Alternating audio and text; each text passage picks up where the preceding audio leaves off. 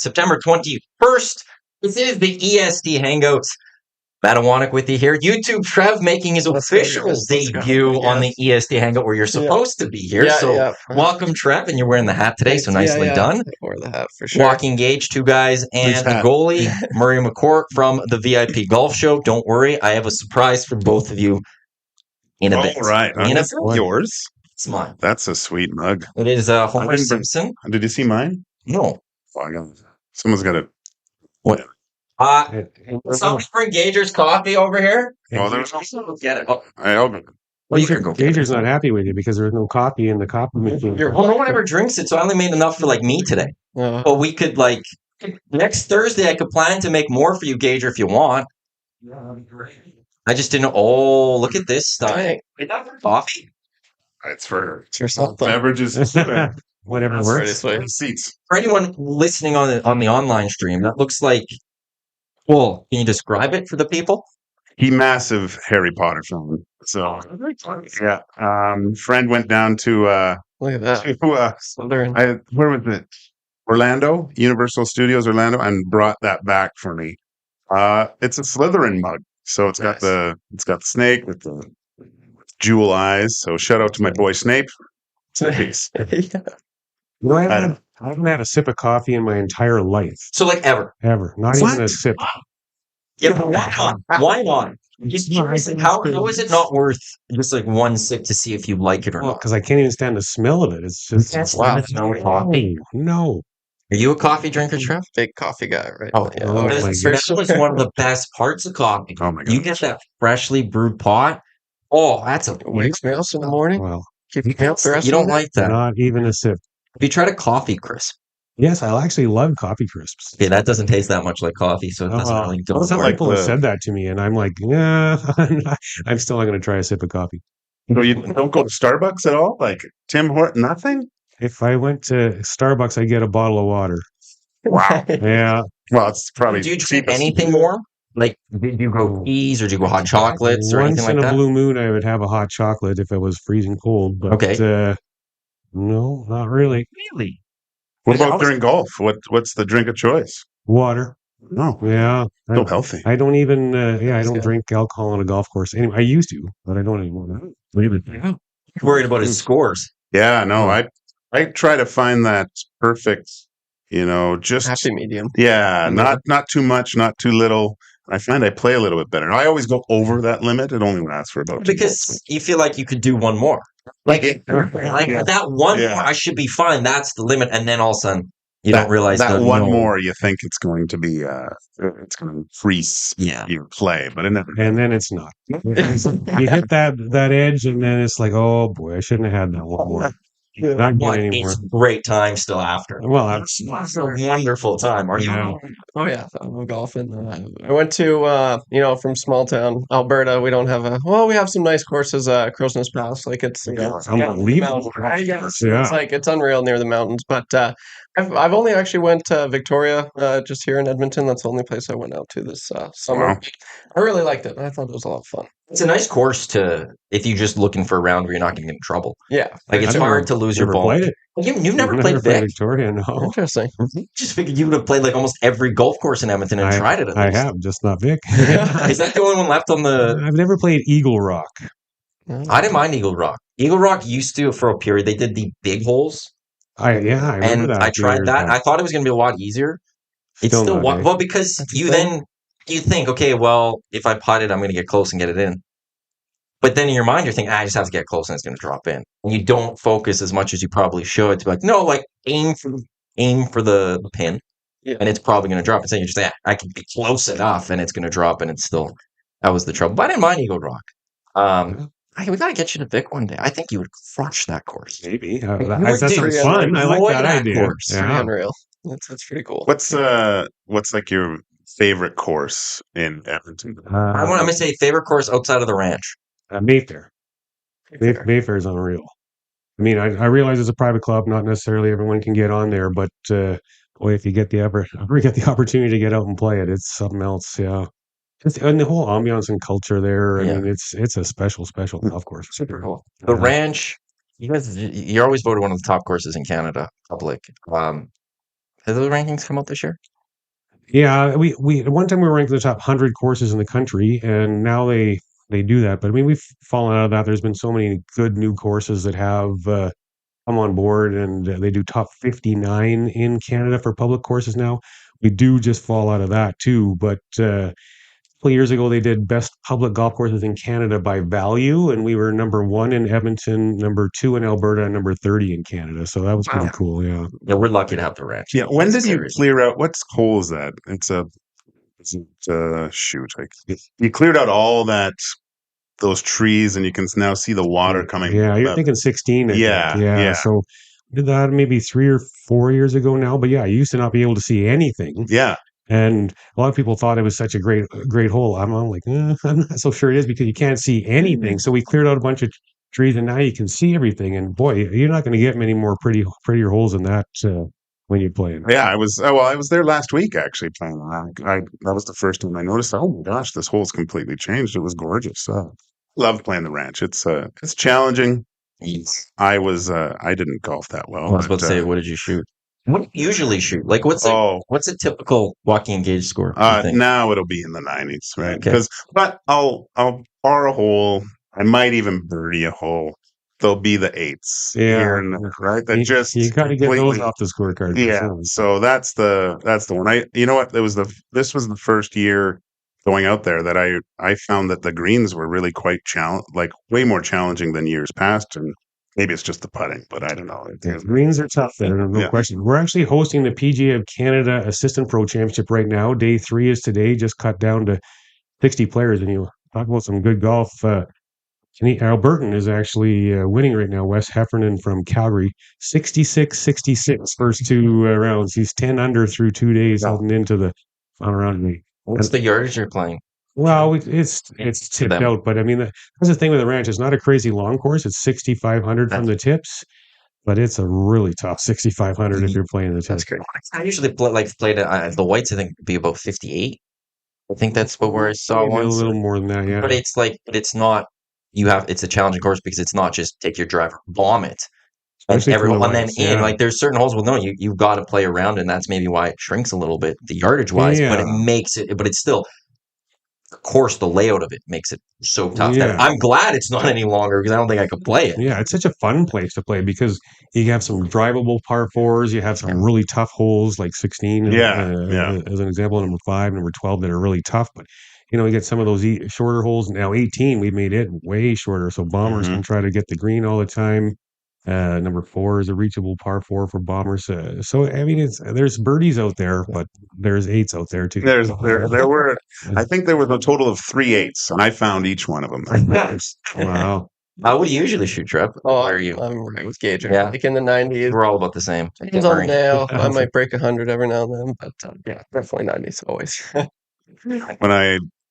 Back in the day, golfing. Well, my routine was probably workout, maybe go on the ice, and then go golfing later. So that was I got it down probably about, I don't know, maybe a 12 handicap, a 10. But I was playing a lot, and I was hitting lots of balls. So I've gotten to the place where I don't get mad at bad shots anymore. I'm not swearing at myself because I just don't play enough to warrant being mad for a bad shot. How many times do you get out a year? And always you want more, but how many do you think you get? Oh, most of the time I'm just doing charity things. Okay, going to tournaments. So that makes me think I'm a really good golfer because I'm playing with 5 other guys and we're playing best ball. And what'd you shoot? Oh, 68. I'm pretty good. Really, they only used 2 of my shots.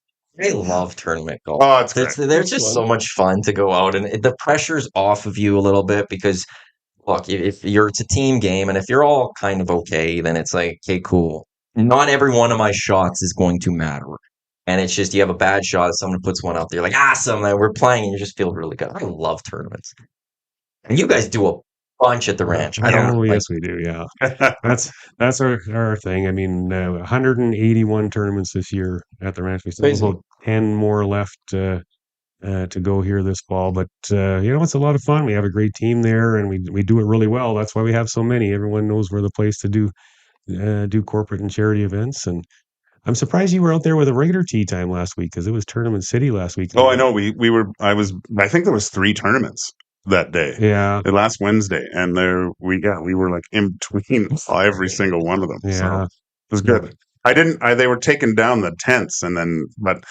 I would have gotten one of the close to the pin putts, I think. So I was going to put my name on it, but because they didn't pick me, I was left there.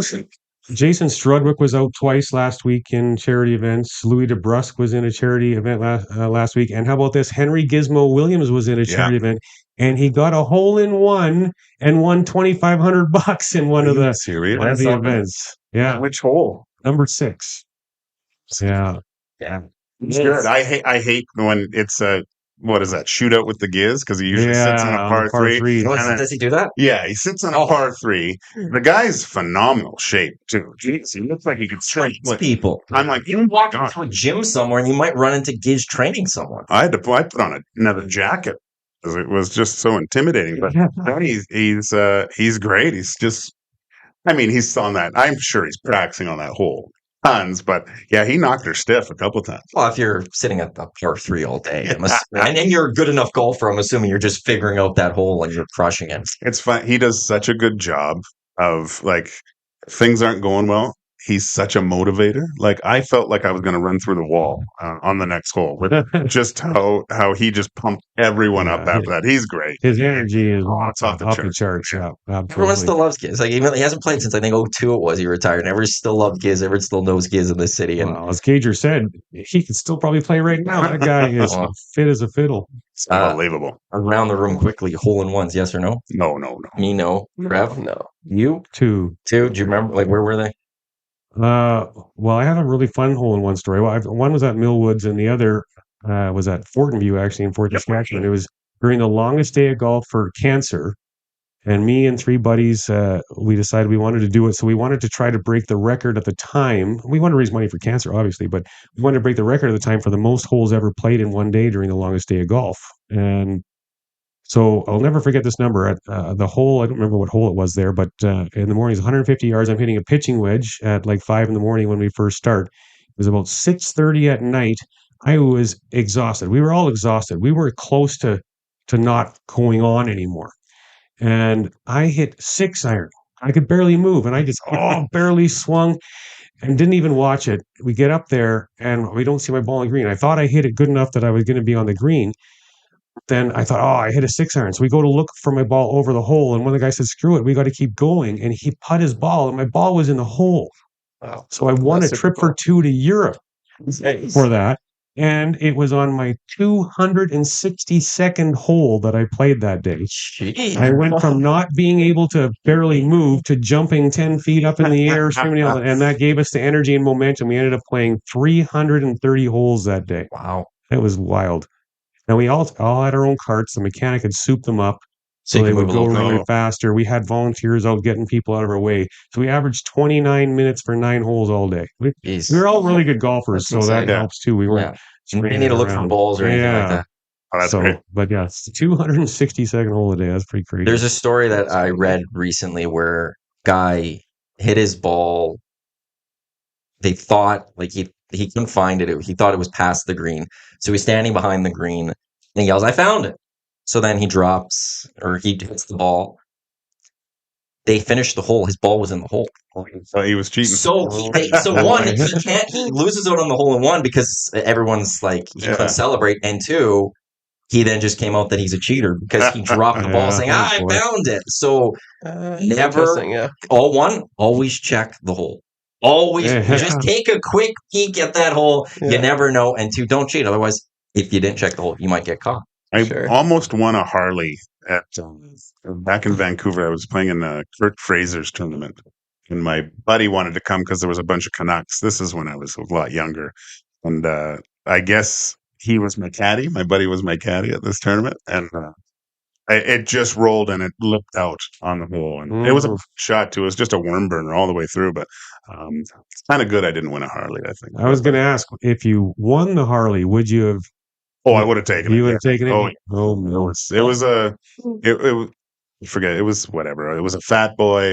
I remember Tiger Williams drove it into the banquet hall afterwards and stuff. But no, that was a gorgeous bike. But I'm kind of glad I didn't get that. Oh, I would have liked it. Maybe it just would have sat in the garage. Sold it. Yeah, or sold it. 780-218-9999 is how you can get in touch with the show via text, or you can jump in at the Nasty or in the YouTube chat, in the Nasty YouTube chat. Before we continue on, I do have to point out Trev's shoes here.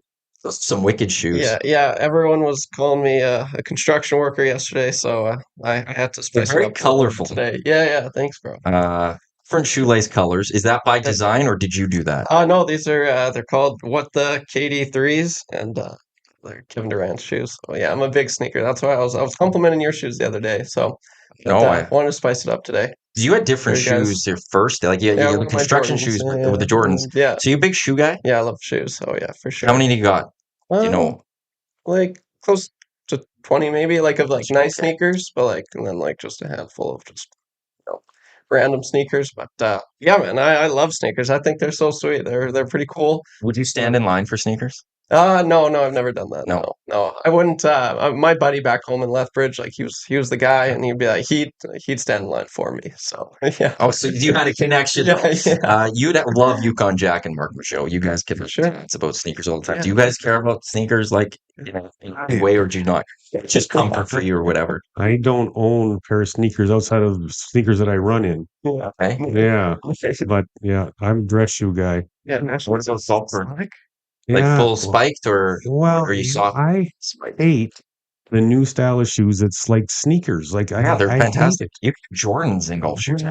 They look beautiful. I guess maybe I'm just too old, but I like the old classic shoes. Not with those little flaps on the top of them or whatever, but just a classic golf shoe that looks like a dress shoe. That's what I like, and not as many companies make them anymore. And so I'm like, Every time I see the line of shoes, I'm like, well, there's nothing there I would wear. I mean, everyone else buys them all the time. And when we're buying for the pro shop for the next year, we're not buying for what I like. Yeah.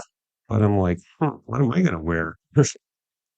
I like the new look of the golf shoe, but I have ridiculously big feet. So usually the only ones that are available to me are the ugliest looking ones. So I was actually lucky enough. I was at a tournament and they were giving away free pairs, and I got a really good pair of Adidas golf shoes that don't look like golf shoes at all. Like they look like sneakers. I wear them around all the time just because they're so nice. But how big are feet? Well, it depends. I have to go by European sizing. I have to go to it's 48.5 or 49. And what does that work out to? Well, it depends on the brand. Like Nike's, it can be 13, 14, sometimes 15. You shouldn't, like, if you want Jordans, let's say, you shouldn't have a problem finding those because they make those for basketball players. You'd think, but go try and find a 13, 14s in a store. Ever since my feet grew as I aged. Like I swear, when I was 13 years old, my feet were size 13. And every time I'd go into a store, they would say, you have to get those custom made. And I'm like, custom made? Then I'd go down to the States and they had 15, 16, 17, right? It was just easy to find shoes. I'd have to go to Nordstrom's in the States to find shoes as a kid. And even go to the outlets. It's brutal. There's a great little doc that ESPN did a few years ago on this shoe store. I don't know if it's closed now in Atlanta that all the basketball players went. Oh, yeah. And they stocked the big sizes for these guys, but like Shaqs of the world and all them, they would make it stop when they were in Atlanta to this little shoe shop to get their shoes and stuff. I love going to the States to get shoes, but it's so hard in Canada. Okay, now here's a question for you since you're a professional hockey player. I've had this chat with Struddy, and I know this has come up in other articles. Do you have trouble finding like jeans that fit? Yeah. Well, not so much. When you retire from hockey, you lose your bum. Struddy he doesn't have, it's a back with a crack. I don't think he really had it. Mine was juicy back in the day. It's not small now, but it was huge. Like I didn't even need a belt. It would just hang on the back of there. You could put a tray on that thing. But that's kind of the first, but it's the legs that go, and I came from an era of leather and deer hair. Like just my pads would probably gain 5 pounds a period just from me. I sweat a lot. So, the butt and the legs, it's a little bit better now, but when you're playing, It's very hard. Actually, I saw at Hockey Life. They have a brand like a hockey brand of jean that's kind of designed for big butts and big thighs. So, but yeah, I'm just spandex. Half of these jeans, I think they're 50% spandex or whatever. That's the way we're going with everything. We will talk a little bit about the VFP Golf Show in a bit. We will get there Sundays, 8:30 live right here on EdmontonSportsTalk.com or our YouTube channel. Just only 2 more episodes left of this season. But I do want to get into a little hockey talk. And before we get into the Oilers, before we get into McDavid and how great he is and everything like that, we need to talk about something you want to talk about, Murray. Yes. And you are not proclaimed number 1 Oiler fan. You are a Blackhawk fan. Yes, Oilers are number 2. Yeah. But you want to praise Connor Bedard here. Wow. I just want to talk about like a major. I mean, I want to find out like what people think he's going to do. I mean, we were all a massive Connor Bedard fan a year ago when he was lighting it up for Team Canada at the World Juniors and everything. And now, I mean, everyone's not going to like him anymore except for me because he plays for the Blackhawks. But man, like the first prospects game, I recognize it's a prospects game. He had over 20 shot attempts, 12 shots on goal, 3 goals and an assist, and a 5-0 win. Ooh. I mean, he was obviously going to be the best player on the ice because he's Connor Bedard playing against a bunch of prospects. But that's good. I mean, he did what he was supposed to do. Now he's going to turn his attention to some NHL competition, and what's that going to look like? And I recognize the Blackhawks aren't designed to be a contender yet this year. They've got the top prospect pool in the NHL, and in a couple of years they're going to be right there again. I think contending, but this year they're probably eyeing up a top 5 draft pick. But Connor Bedard playing with Taylor Hall and Tyler Johnson, what's he going to do? I think he might get some pretty good numbers. Well, what's fair expectation for Connor Bedard this year? Because we do have to take into account that the Blackhawks aren't a good hockey team. He's a good hockey player, and Taylor Hall may be a good hockey player, but there's only so much that team's going to be able to get done. Like, what should we expect from Connor Bedard this year, do you think? Yeah, I think. Sure. Then let's. Oh, you go ahead. Yeah, like for Bedard, honestly, if he is like McDavid, McDavid was on like pace to be a point per game player right out of the gate as a rookie. Is Bedard going to be that player? Who knows? Like he very well could be, and like that's why people are saying like, oh, like is he going to get 50 points? Like I don't see why not. He gets 50. I think he's pushing 70, 80 for sure. Like I think he's going to easily like I think he could be a 30-goal scorer like right out of the gate. You look at Matthews, he was like right up there. Line A as well. I'm pretty sure both of them scored 40 as rookies. So like super impressive. And Connor Bedard, man, like I mean, he doesn't have the talent, but he's gonna be first line. He's gonna be on the first line power play. He's gonna be getting the minutes like crazy. And who knows, running it back with Halsey. I'm so excited to see what Halsey can do. I think it's gonna be pretty. That's cool. gonna be very interesting too. I agree 100%. And like Halsey, if he brings it back to his MVP season year, his caliber year, dude, like they very well could be like a surprisingly good duo for a few years to come, and I'm super excited to see what they have. So yeah, I think at least 70 points. And for people saying that he's not going to get 60, 50, I don't know if they're talking. I don't know. I think so. Well, and Gage is smiling. He's like, I don't know what this guy's talking about. I think a 30 and 30 guy for sure. Like that's the only thing that's going to be a little bit different for him is now he's going to be facing NHL goalies and possibly facing the 1-2 defensemen on each team every night, right? So going to be limited time, limited space. But then you see that shot that he possesses, and one of the biggest weapons that he has is his ability to get that thing off. And I watched I don't know where I saw it. They showed the angle of where the puck was and where he released it from, and how he was able to use a screen and pick his shot and put it exactly where he wanted to. It's very impressive what that kid can do. I think he's going to surprise a lot of people off the hop, but once he starts getting more attention, I mean, he's performed in the past and he seems to have just that laser focus. But yeah, it's going to be a completely different scenario for him. But I do think that 60 points is not out of the realm of possibilities for that guy.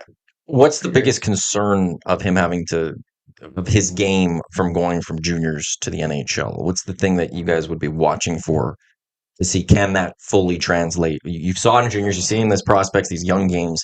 Can that go against, as you said, like I think he will go up against the top defenders because who else are the opposition going to put him? Like, line. that's the line you're going to focus on, and then everyone else, it's whatever. Second, third pairings get out there, but once Bedard's on the ice, we want number one out there. You mean you're not scared of Athanasiou as a second line team?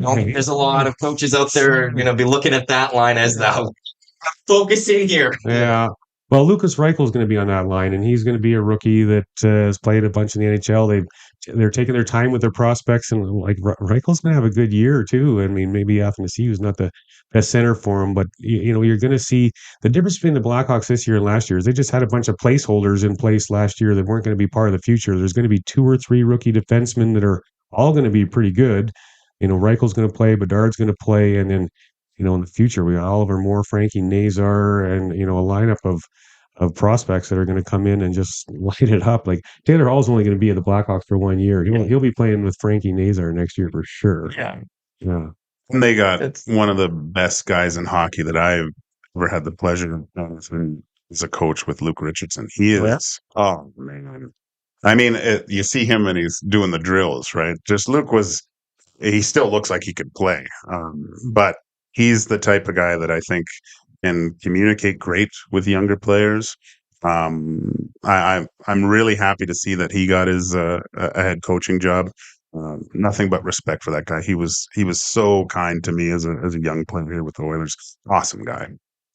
Well, if you looked at the lineup that the Blackhawks had last year and how absolutely terrible they were, they were competitive for a while. To start the year, they get off to a good start. Everyone thought like the Blackhawks are going to be terrible. I was like, oh my god, the Blackhawks are some wins here. What's going on? Like Luke Richardson got guys to buy in to what he was preaching, and a lot of people are saying, well, is he going to be the coach of the future? He's the coach for right now, but you want to know what?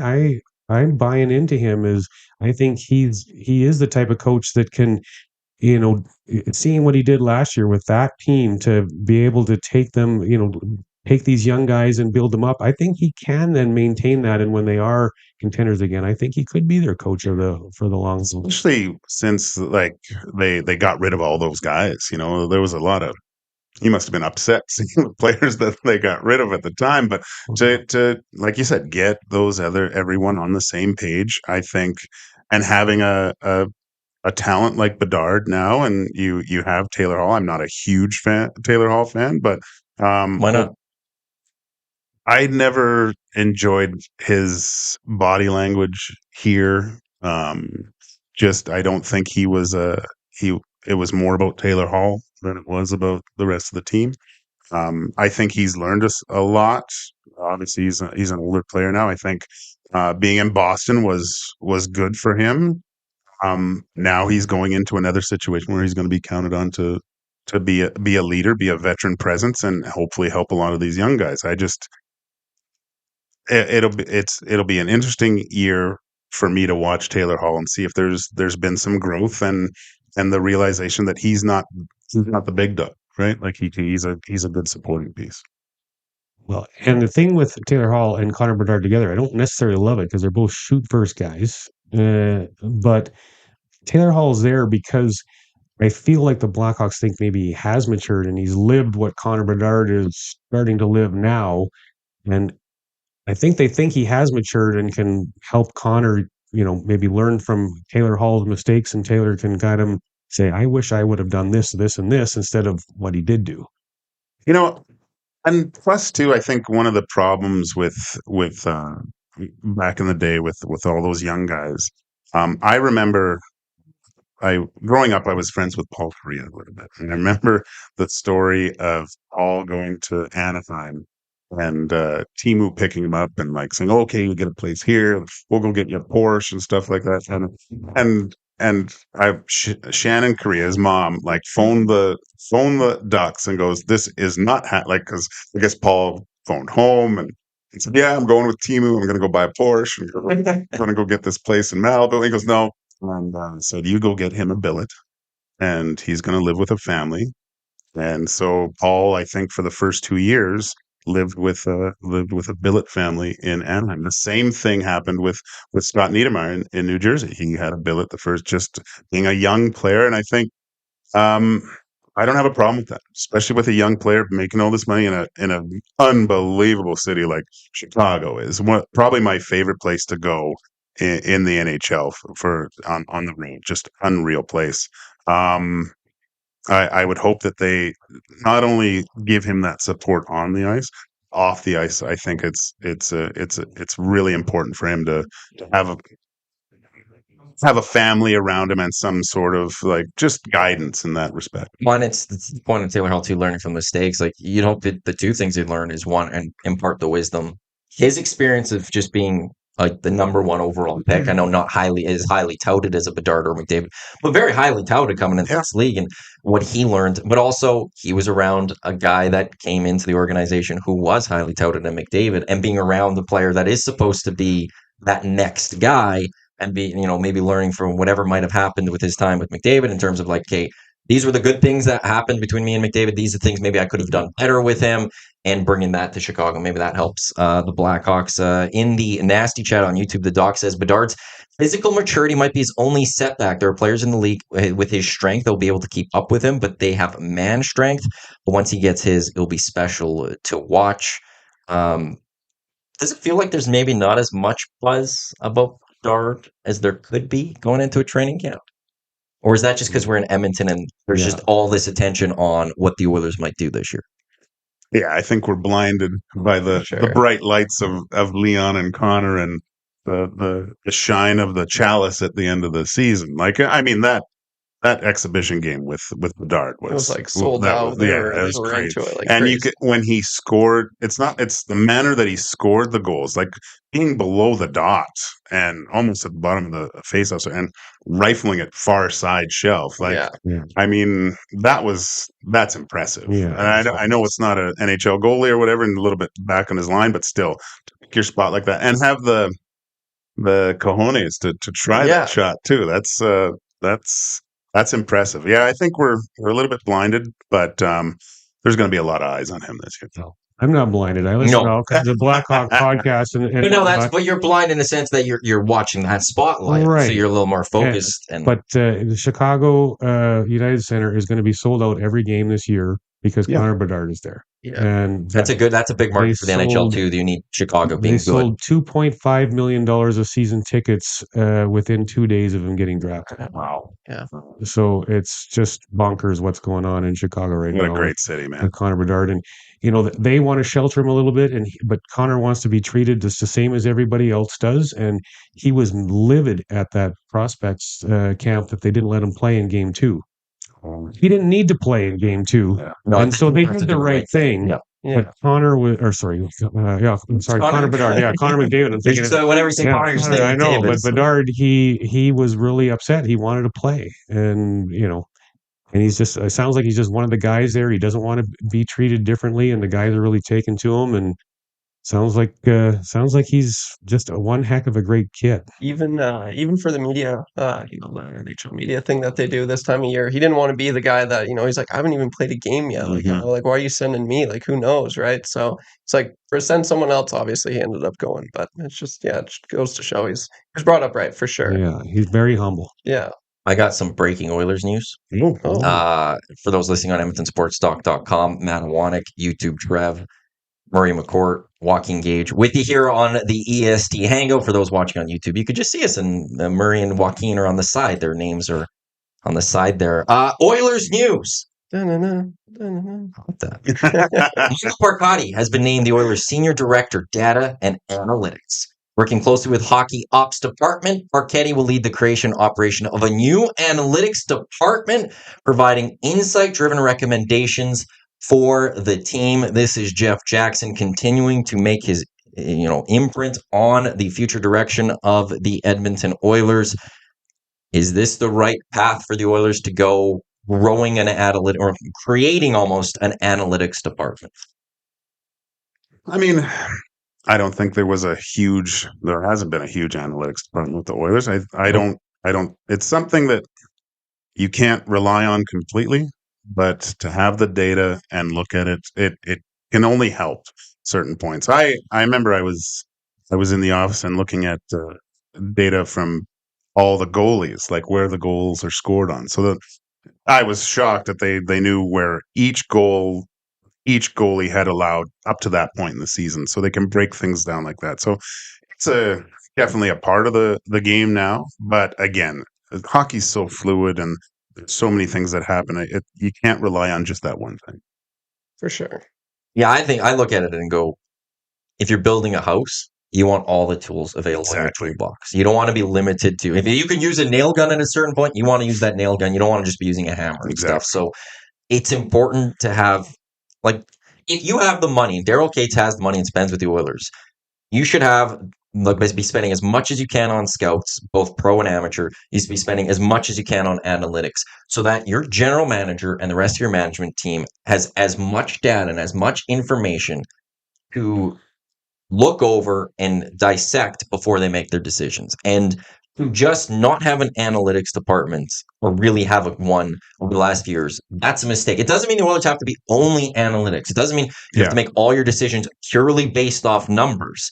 But having that data being given to you is so crucial. And any team choosing not to do that in this day and age, you're just setting yourself behind everyone else. 100% you are. But here's my question out of this. I think we all knew this was coming, especially with Jeff Jackson when he came on board. But why is Ken Holland still leaving the GM? Is he really the GM? Because this is not Ken Holland making this decision, because he's not an analytical guy. Everything that's going on around the team right now is happening.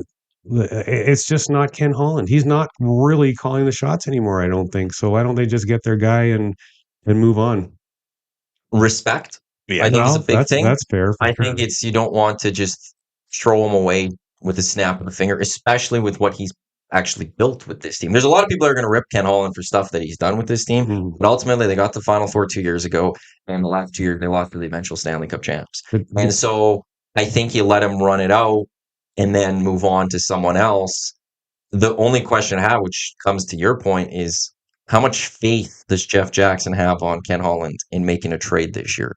And if at any point Jeff Jackson has to veto a trade, then why is he your GM? Yeah, because they're making moves at some point at the trade deadline to add some pieces like they did last year. That's going to happen. But boy, everyone knows, including Ken Holland, he's not the GM after this year. Right? Yeah, I think they're just. Is it a rewarding year? Hopefully, by the end of it, they're lifting the cup, and he's built. What if they do win the cup though? And he says, "I want to come back." Oh, he's no. It's a tough one. He's going to Vernon and probably selling vacuums. He's this is. I think this is it for Ken Holland. I mean, yeah, I love what he's done to the Oilers. What he's been able to do in this COVID salary cap strapped environment that they're in. I think he's provided Coach Woodcroft with a great team able to win the Stanley Cup. And hopefully for him, he can put that final touch on an unbelievable career. It'd be a great way to go out was with the cup. What have you made of Holland's? Good old Kenny. Honestly, when he was first brought in, I was kind of big on him. I've liked what he's done. You look at the wingers, obviously we've gotten way better up front, and that was something we needed. We so desperately needed for so long. So you know what, Chiarelli kind of didn't give him a heck of a whole lot to work with. But he's done fine. As far as drafting, it'd be nice. I was really, his first selection was Broberg, and that's kind of still a work in progress. So I think he's done a pretty good job, all things considered. But with that being said, with analytics, I'm big into analytics and the new data, with just NHL. It's why not, right? It gives more, it offers more. So why can't we do it? And he's a little bit more traditional, old fashioned. That's something. That's just how he is, right? They didn't have that back when he started, so I think it's going to be nice to get a new GM maybe by the end of the year for sure. Well, when do you go with announce a new GM then at that point? Do you wait till the season, or do you want someone in-house during the season so they can see how things are operating and you have a little more smooth transition from Ken Holland to the next person? Maybe the answer is already in-house. Maybe it's Brad Holland. Maybe it's Keith Gretzky. But if Jeff Jackson's looking to bring in someone from the outside, when is a good time? Yeah. Can you make that announcement during the season? Because also in soccer, that's been done. In soccer, they've gone, this manager is coming in next season, and the current manager knows that they're closing out. That's soccer world. That is not the hockey world. Can you get away with that in hockey world? Where in January, Jeff Jackson's going, I'm announcing this person as the general manager. And, well, actually, we kind of saw it last year to a degree with the Preds with David Poyle and Barry Trotz. Can you do that here in Edmonton with Ken Holland and the next person? I think so. Everyone knows that there's going to be a change soon, right? So bringing someone in that in some sort of role that's kind of the heir apparent, there's a good chance you're probably going to see that. But to touch on the point of like big moves or anything with Ken Holland this year, I really hope that. I mean, I'm sure the Oilers want to. I said this before. I think the most important thing is they get to the trade deadline, and they're not looking to add a huge piece or something or fill a hole. I'd like to see some of these D-men take a huge step this year. For the Oilers to I think to succeed and win a cup, they have to get to the trade deadline looking at players in case of injuries or just like that bottom six. Only one team gets it right at that trade deadline, right? And you see it can be just as disruptive bringing in a big name that demands a lot of ice time and disrupting what you've built. I'd love to see the Oilers get to that point and say, hey, you know what, we're just going to add a D just in case of injuries during the playoffs or a forward that we can plug and play, and hopefully it's Bukestad, but no, I hope they're at a place where they don't need to fill a massive gap and they're just looking to guard against injuries. I'm going to jump in the nasty chat here quickly. Dean saying Parketti equals a grand slam. Holland will be the president next year, I'm guessing, then just president, because he does have the president title right now. Keeping Holland as GM provides a very handy scapegoat for the time being, says Jack. Chris saying succession plan, baby. I think it makes sense to keep the old guy around. His input could still be valuable. And Brent saying it's more than just business decision for analytics. As a coach of football, overview of data from wearables creates very valuable information on how players play, especially in contact and movement. Again, the Oilers are announcing that Michael Parketti basically launching a new analytics department with this team. Joaquin, Gage, Murray, McCourt, YouTube for love it. We're not saying the last name or anything. With you here on the EST Hangout. What do you guys think? Like with what Gager was saying there, what do you think the Oilers would be looking at? Like, we're jumping. It's a long way, the trade deadline, but that's what this team is at. Is the trade deadline is going to be there to look at. Okay, what does this team need for the playoffs here after evaluating X number of months? Ideally, what do you think the Oilers would be looking for? Last year, we knew it was going to be defense. Last year, we knew the Oilers were going to make that move. They're bringing Ekholm. This year, is it a Bukestad? Is it a small thing? Or what do you think the Oilers will probably need to do come deadline time? Yeah, I'm right with Gager. Like, I'm thinking we need another bottom six guy like Bukestad, or just some more. You can never be too deep, especially going in the playoffs. You're gonna get banged up. You need to have some guys that can play. If someone gets injured, so yeah, just another role guy, bottom six. I say that's something I'd like. Yeah, need some toughness and sandpaper in that bottom six for sure. Yeah. You look at that bottom six and who's going to provide that. I don't know that anybody really does. So that's where I'm looking, and I agree with Gager on the D. I'm not as concerned with the D right now because you hope that there's some growth in some of those players, and sooner or later you got to hope that Broberg really takes that step to show that he was a first round draft pick. So defensemen typically take a little longer to develop, and knock on wood, this is a year he takes a big jump and it can really solidify the decor and give them the depth that we all want them to have. Concerned with Matthias Ekholm's hip flexor? Is anyone concerned about that, or is that just whatever training camp? So. No, it's too many captain skates. Pretty much. No, it's fine. It's fine. I mean, no, it's cautionary measures. It's good.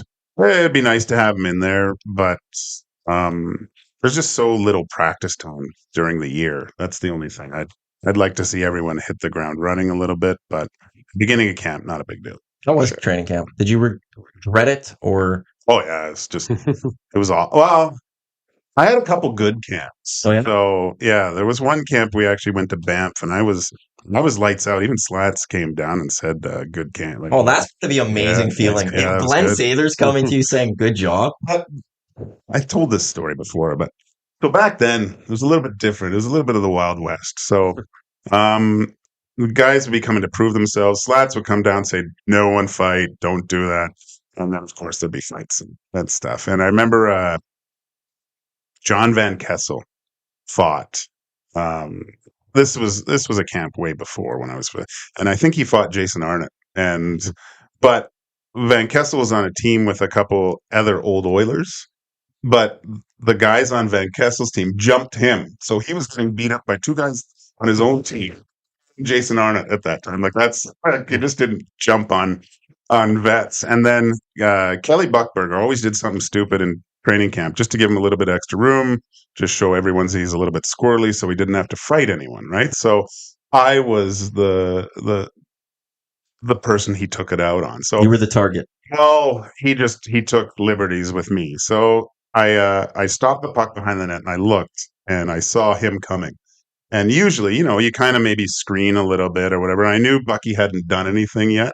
So I was like just leaning, trying to get back into that, and he chicken winged me and just knocked my front tooth out and just a yard sale. And I was yelling. I got up and I was mad. I didn't yell, but I got into the dressing room and I was yelling. And Brian Marchment was in there afterwards. And he was like, "That was brutal. That was brutal." And what are you going to do? It's Kelly Buchberger. Then Slats came down and said, "You should have hit him over the head with your stick." And this was right after John Van Kessel got beat up by like 8 guys on his own team. He goes, "I'm going to go slash." Like I would have been dead out there. But we got back to Edmonton. Bucky took me and took me out for dinner and bought everything. And we've been every time he comes back, he tells that story to whoever we're with, and he goes, "Show him your tooth, Gator. Show him the one I knocked out." It was friends ever since. On dinner, order the most expensive stuff. Like, did you take advantage of this? Like, you took out your teeth. I'm like, if that's me, I'm going, what's the most expensive bottle? What's the steak and lobster plus 2 desserts? It was probably Earl's, and I was just happy to be out for dinner with Bucky. But saying that, I used to go out with Bucky when we were on the road. So, and after the second day, I'd always go, "God, I don't have much per diem left." I was asking other guys, "How much per diem do you have here?" And they go, "Why am I so low?" Bucky would ask all the young guys to come for dinner with him, right? So, and you're just like, "Okay, yeah, Bucky, let's go." You're going to a nice steakhouse. And it was because Bucky was ordering $900 bottles of wine, and he knew he could split it with everyone else. So the one time I go, "Why?"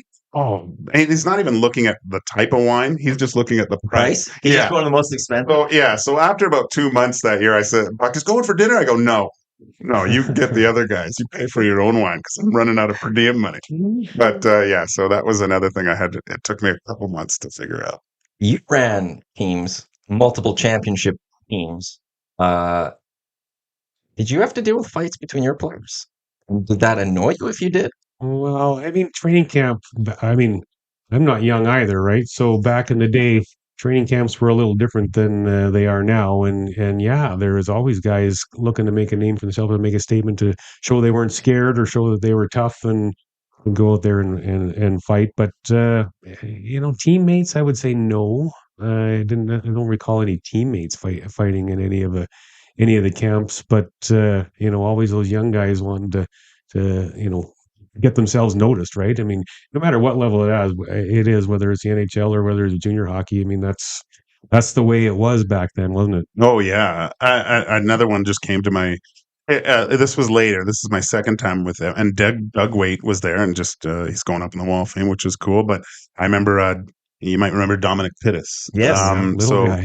Yeah, so he was a really skilled guy, and it was camp, and Dom was facing off against Dougie, and you're trying to show everyone something, right? So Dominic was really getting in there and winning a couple draws, and I think he was cross-checking and stuff. And Dougie's highly competitive individual, and he didn't like this anymore. And I remember the one draw where Bitter was getting in there, and Dougie must have cross-checked him 8 times before the puck was even dropped, right? So just to show the kid, but Bitter's hung in there and was battling with Duggan. They battled all the way down the ice and stuff. But it got to that point to get noticed. You know, it wasn't fighting or anything, but just showing that you're willing to go up against one of the best in the league and show you're there. And well, Pitter was on the team that year. I'm sure that everyone saw that and was quite impressed. So this begs the question: young guy need to make a name for himself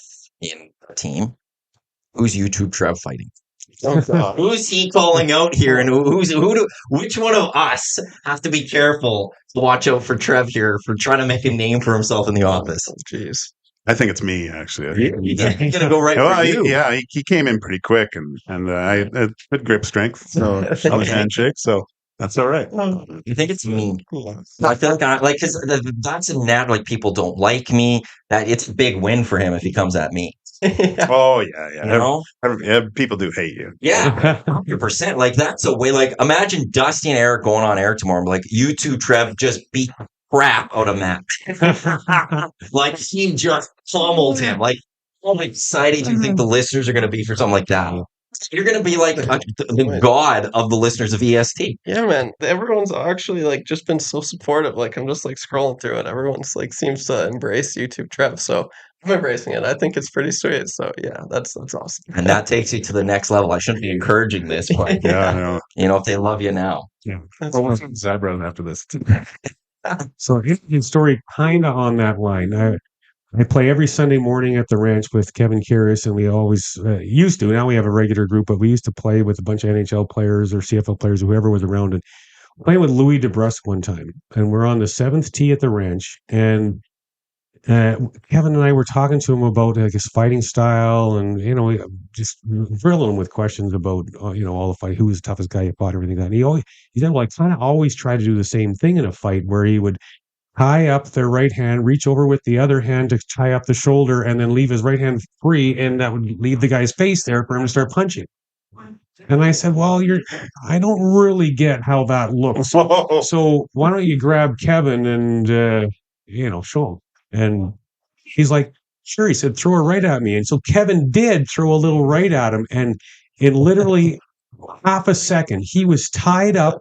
And it was all shriveled up, and his face was out. And see, I could just be doing like this in the speed bag. He could have hit Kevin like 20 times. He just faked 20 punches in his face in like 10 seconds. I'm just like, oof. Don't mess with that guy. Yeah, that's a tough guy in the NHL showing Kevin Karras how to fight. My God. Nasty chat. Flip the table. Take him out, says Tyson. To YouTube. Louis was an enjoyable fight to watch because it was, he was great at it, and it was always like just, oh my gosh, I can't believe those guys are doing that to each other. And it's funny because I enjoyed watching Louis fight. Another guy that I really enjoyed watching fight was Sean Brown. Oh yeah, yeah. Well, I was privy to him. A lot of it happened right in front of me in the minors and some in Edmonton, but he was just so technical like that, right? Like in his stance, and he always stood straight up. And there's a few guys that I would never want. Like if it ever happened, I'd be scared to fight. He's one of them. Like I wouldn't want to fight Sean Brown on the ice. I'd rather fight George Laraque on the ice. Really? Yeah. Wow. Did they practice that? Like how did they train in that? This would mess around Yeah. at the end of practice a little bit, Those guys, I mean, they were training in gyms and with actual boxers and things like that at a time too. So, anything to get a little bit of an edge. But now you see a lot of body shots. I never saw a lot of body shots when I mean, that makes a lot of sense. It does, yeah. Those things hurt, especially the old liver punch. Well, you got the helmet on nowadays, so you can't do that stuff. We're going to take a break right away here in the EST Hangout, and then YouTube Trev's going to slide out. Lieutenant Eric's going to slide in. Someone does, though, ask in the nasty chat before Trev leaves. Chris is saying, what is your YouTube channel, Trev? Besides Edmonton Sports Talk, of course. Yeah. What is your YouTube channel? Above average. I've been doing it for about coming on 3 years now. So yeah, at above average. Primarily hockey, mainly Oilers, but I'm trying to talk about like a lot more teams than I just kind of found my niche looking at Oilers hockey. So do Blackhawks, and you got a viewer right here. Yeah, I I do. believe. I've got a Get few some F1 in there, and I'll be on there too. for sure. Okay, sounds good. I can do that. His videos look way better than our videos right now. We're gonna, He does it all. That's why he's here. we don't know what I'm some saying. really cool videos. I'm very excited. He's YouTube Trev. I'm Adawanek. We're with Joaquin Gage and Maria McCourt. This is the EST Hangout. Like I said, when we come back, Lieutenant Eric is going to come in for the second hour. For those watching on YouTube, you'll see his beautiful flow. And for everyone listening, EdmontonSportsTalk.com. We'll be back in just a few minutes. What kind of The Nielsen Show. Enough about me, though. What's up with you guys? Well, Phrase, thanks for asking. Yeah.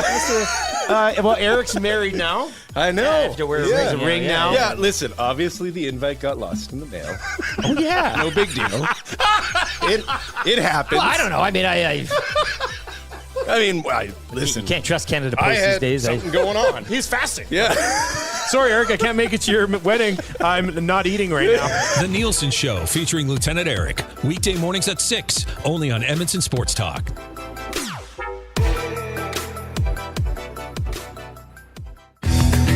Get to know the winners, props, plays, parlays, and more with Nielsen and Hustler. Weekday mornings at 11 on The Lock Shop, only on EdmontonSportsTalk.com.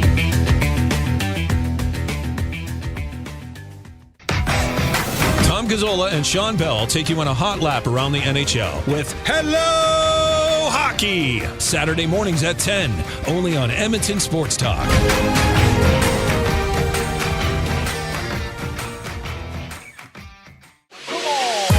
Catch up with friends of EST, Andrew, Mike, and Kayla, as they get you in the huddle with the Edmonton Elks on the Turf District. Thursday nights at 8, EdmontonSportsTalk.com.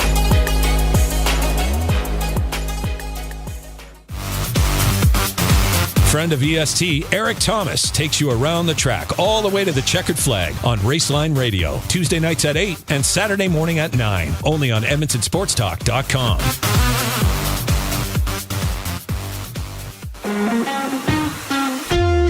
Join friend of EST, Guy Flaming, for the Pipeline Show, Monday nights at 8 and Saturday at noon, as he has you covered with CHL, CJHL, USHL, NAHL, NCAA, and U Sports, plus the World Juniors, Frozen Four, and NHL Draft on EdmontonSportsTalk.com.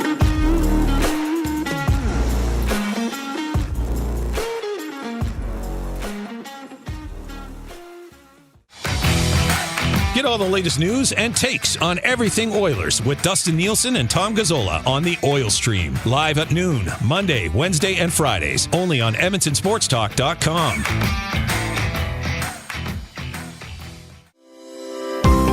Join Murray McCourt and Curtis Stock for tips and tales from courses around Edmonton and area with the VIP Golf Show, presented by the Tailor Made Performance Center at the Ranch. Sundays at 8:30. Only on EdmontonSportsTalk.com.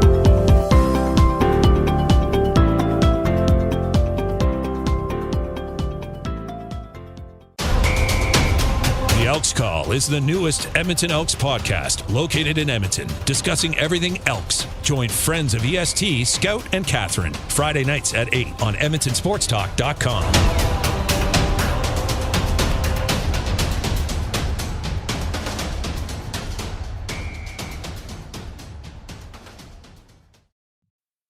We're back here on the EST Hangout. Adawanek, Maria McCourt, Joaquin Gage, Lieutenant Eric now sliding in. And actually, I'm just going to let you have that conversation on air. I just needed to introduce everyone here. You want to ask about grips? Yeah, like golf grips. Because I find, like, I've used other guys' drivers and the clubs, and the grips were a little bit big. Like, I got bigger hands. Yeah. So bigger feet, bigger hands. Bigger hands, bigger feet. So big gloves, big shoes. Yeah. But I would have, like, you see those putters with the power stroke and the big, huge super grip thing. Yeah. So what would you suggest for like a guy like me with big hands? That should I be using like a fatter grip? Yeah, absolutely. Yeah. So carry back on the conversation we just had off the air. You get custom fit at the Tailor Made Performance Center at the Ranch. You're going to get fit into bigger grips. That's just that's part of the whole process, because if you got bigger hands, of course you don't want to have, when you're gripping the club, you don't want to have your fingers digging into your hand, which if you have big hands and a normal size grip, that's what's going to happen. And so that'll negatively impact the results of your golf and bring a few more of those 8s onto your scorecard. So a little bigger grip, so your fingers are just touching your, the fatty part of your hand there, then, that's what you need to do. So yeah, bigger grip will help you. Maybe I'll come and caddy with you and Carius one time, and we can. Well, that would be fun. Playing Sunday morning at 11, right after my show. The VIP golf show, 8:30 Sundays. Since we brought that up, might as well just go there. Only 2 episodes left. It's a little early, so maybe you don't fully know, but somewhat of an idea of where you're going to go with the show this Sunday. I think you're going to be in studio. Yeah, we're going to be here in the studio, so we don't freeze to death anymore on Sunday mornings on the deck of the ranch as it is fall. But have another local teaching professional on that teaches out of the Country Club Tour Indoor Center to talk about getting golf instruction over the winter and give the listeners a few tips. We have a local superintendent on that's going to talk about how you get the golf course ready for winter and things that can go on in the winter that can negatively or positively impact the results of the course will look like in the spring. We're going to go around YEG as we always do and check in with a local golf course. So we have the GM of Goose Hummock on the show on Sunday. It's a tough course. And then our final guest have a physiotherapist in talking about the relationship of physio and golf and how you can use physio to improve how your body works when you play golf. So another good lineup. And I know coming up, especially next week, we do get the Ryder Cup. I don't know. You're not a golf guy generally. It can be anything you want me to be. I mean, I'm the seat filler. Well, do you care about the Ryder Cup? Like, does that get you going? I will watch the highlights. Yeah. Okay. A passive kind of viewer. Do you watch golf at all? Like, is that something you're like? There's a lot of golfers that just can't stand watching it even still. Do you find yourself watching golf, or like would the Ryder Cup be something you're comfortable? I've watched the Ryder Cup in the past, and I mean I'm more of a, unless there's kind of a storyline, maybe a Canadian, like the Canadian Open. Of course, I watched. That was quite interesting to see a Canadian win. Big tourneys, and then just maybe even one of the smaller events. I'll see a storyline, maybe a young guy's doing well or things like that. I don't sit there for 4 days and you don't don your jersey. No, I don't. But I do enjoy if it's a race down to the wire on hole 72 where they're neck and neck and they're seeing some shanks and stuff. That's exciting. You need the drama. Anybody tuning for the drama. I mean, bowling, it's the same thing with baseball. I don't watch baseball all year, but playoffs come around. I love learning. I love the how the strategy, and you start to learn the batters and, this guy's dangerous. He's hitting a little close to 400, stuff like that. So I like when it means something. How big is the Ryder Cup for you? Like, cause for some golfers, this is a big deal. This is huge. Yeah. It's every 2 years. It's the big rivalry. So, does this one get you up there like a Masters would or something? I'm a big Tiger Woods guy. Yeah. So he's not playing. So that takes my interest down a little bit. But Canadians, as Joaquin says, without Tiger there for me to cheer on, I'm a Canadian guy. No Canadians can even play in it. It has to be the President's Cup. Yeah. So, I'm interested because, it's fascinating to see how golf has evolved lately with the Live Tour and the dynamic of some of that stuff. And, it's in Rome. Mm-hmm. So the European fans, as you know from soccer, and it's a different soccer, flavor. It's a very different flavor than it is over here. And so, I just think it's gonna be interesting. But I'm not gonna get up at God knows what hour it's gonna be to watch it. I'll be more like Eric and watch some highlights and follow. See what happened on Twitter. Yeah. What I love about the Ryder Cup for people that don't really follow golf, and what makes the Ryder Cup so much fun is it's the team game for once. And there's the captains who it's like in hockey, how you have to match lines. Captains are trying to match pairings and match who's going up against who, and you try to figure, okay, who's going to be in what pairings on Friday afternoon, and what's going to happen on the Saturday, and what are the single matchups going to be? And then it's that whole watching a scoreboard type thing. And I'll still never forget when I got into the Ryder Cup was 2012, when it was out in like the Chicago areas, Medina, that they were golfing at. And it was known as either the Miracle of Medina if you're a European fan, or the collapse or whatever it was at Medina if you're a US fan. Because they went into the Sunday, the US needing to only win a couple of the 12 singles matches. And they blew it. Rory McIlroy came like 11 minutes before his team to tee time. He just showed up. what Ian Poulter was just insane on the Saturday. And I remember I used to set up like 2 TVs for Sunday football. One was Red Zone, one was flip through all the games. And that day I put up a third TV for golf, and I was like, it's just going to be behind me because the Europeans are going to lose. And I usually have only one TV with audio because I don't like having multiple sounds going at once. By the end of the day, I was just on the golf. The TV was up. That was one of the greatest tournaments I've ever seen, one of the best days of golf I've ever seen. But it is a fun way of, you're not following one guy, you're following a team with those individual guys and seeing what could happen. And the pairings and is it your favorite? It's your favorite event, like Matches is number one. Okay. And I love Ryder Cup, and I wish there was more match plays throughout the golf season. There's really only one other event, which is the Dell, which I don't know if that's coming back even. Yeah, it sounds like it might not be. But the match play is so much fun because it's not about necessarily the strokes as much. It's what you're doing versus the other team. And it's a it's more of, it's that team competition in the end. We can all agree on the majesty of the Masters, right? But that's one type of way of playing golf. And as you mentioned, if there are more varieties of this type of game, I mean, would you be more like... You think the more casual golfer could get into golf a little more if they watch the Ryder Cup over saying, go watch a regular golf? Sure. Have you ever been to Augusta? No, you don't want to watch. I got invited one year by Club Card. It was 5 years ago. My wife was pregnant, and I got invited to go to the Masters, and my son was born on April 22nd, so I could have gone and been back in time, but I didn't know 100% for sure. Yeah. But in that moment, I thought the right decision was to not go to the Masters, and that was a tough one. And my wife actually said, well, you can go. And I'm like,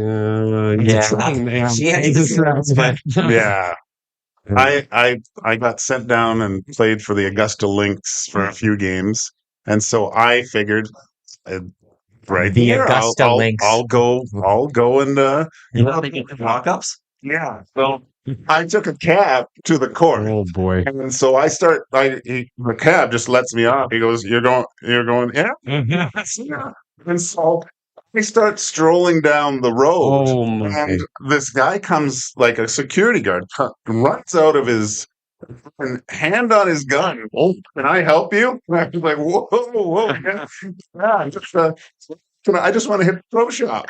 Oh my God! He says, you can't do that. I go, and then I started talking to him, and he goes, you gotta, and he was mad at me. And so he went and got the sheet, and I had to check off what I wanted to buy. I gave him my Visa, and a guy came out, took the order, went back in. He goes, you're going to have to go to gate 8. So I had to phone another cab. Oh. I went to the other side, and you can't see anything. You can kind of see the driveway, like the majestic. You were on Magnolia Lane, yeah. So, and then I went around to the side, and the security guy over there was way nicer, and he was like, "Hey, yeah, your stuff's coming." And he started talking about. I just started talking about the members and all the things, and having to be a jacket. And he was saying how, even like guys that have won, they say they're members, but they still kind of, they want to just hang out. They still have to be with a member, even though they have a green jacket. They still have to. Really? Yeah, that was a while ago too. So it's that's still big. But he said he was mad because I think Celine Dion came and played, and she didn't. She just got exempt. But then he told a story of a Japanese member who was he's coming once a week, like this billionaire, but. He said he was bringing the same 3 guys with him because he had to be with a member to go, but he was actually bringing 3 different guys every time, saying they were the same names and charging these guys thousands and thousands of dollars. So he actually got booted. He got booted out of the trying to bring so many guests. Yeah, you are. Have a limit of how many guests you can have. You need to get in there, but it'd be even neater to get booted. Like I got booted from guys. I wasn't just a member; I was a kicked out member. But I bought 2 green. I'm surprised they still sold you stuff. Not gonna lie. Well, but that's what they did. Take your money. A lot of people would just come up. I'm surprised they don't just say get away. But I almost got shot. Here's my question though. Joaquin, Gage, Celine Dion. I know. It's I don't know why you're just not on. Well, you didn't get the full 18. Yeah. No. Well, I'm waiting for my my Vegas show too. So yeah. So what did you get? I got a hat and 2 just golf shirts. But try them on and send them. Just work out. But I tell you, when I came home, when I was back in Vancouver, and I was playing Point Grey, I think, and I was wearing this shirt, and everyone was like, Oh boy, "Who's this guy?" Magnolia Lane. Now, one of the cool things I have in my basement that we talked about on the show last time is I have a Tiger Woods autographed Masters flag with a picture of Tiger playing at Augusta. That's another cool one in my basement. Have you ever played overseas? No. Old course is the dream. I played Turnberry. Oh wow!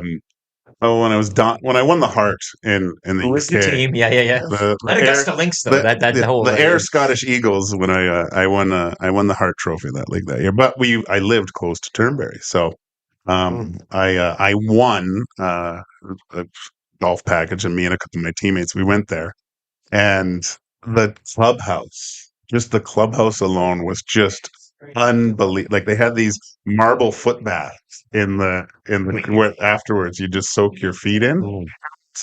What was really cool in the clubhouse, they had the scorecards from the British Opens, right? So I forget, was it '99 when Nick Price came back and won, or I forget, but whatever it was, they have the scorecards, and just like birdie, eagle, and then I think he to tie, he had an eagle on 17, and he sunk like a 75-foot snake, and it said monster eagle to tie. Like, it's all engraved and stuff in there. Just unbelievable experience. Some of the bunkers, you took steps down, though, like 2 flights of stairs down this massive wall, and you'd have to hit back before going forward. It was just an unbelievable golf experience. If I'm ever over there, I would try not to be in the bunker, but there would be a time like I would have to throw a ball in the it. experience. See what I can do. I hate sand, though. I hate being in the bunker. It's the worst spot.